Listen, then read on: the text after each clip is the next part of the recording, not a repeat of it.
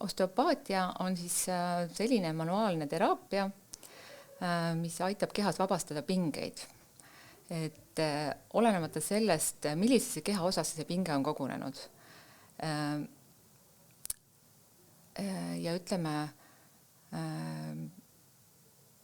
nagu see on nagu hästi huvitav osteopaatia juures, et me otsime seda algpõhjust. Et nagu kass, kui sa astud talle saba peale, ta karjub, eks ole, peast, aga põhjus ei ole ju peas. Et samamoodi osteopaatia püüab leida seda nii-öelda esimest või algset põhjust, mis on mingisuguse sümptomi tekitanud. Ja see, kuidas me siis anname kehale võimaluse selle sümptomi parandamiseks või leevendamiseks, on see, et me anname vabadust kudedele, liigestele,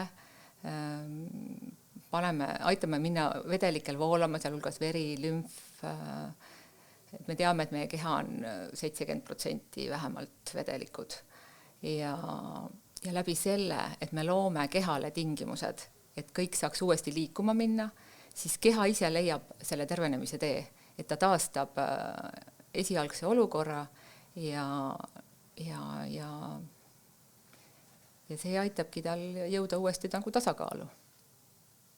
No, minu jaoks osteopaatia on hästi huvitav sellepärast, et siin on nii palju avastamist, et see, kuidas inimene toimib, sellel on lihtsalt nii palju erinevaid kihte ja leida neid süsteemsusi. Vot see on see, mis mind nagu kõnetab. Ja veel kõige huvitavam tegelikult selle asja juures on see, et siin kunagi 1+1 ei võrdu 2.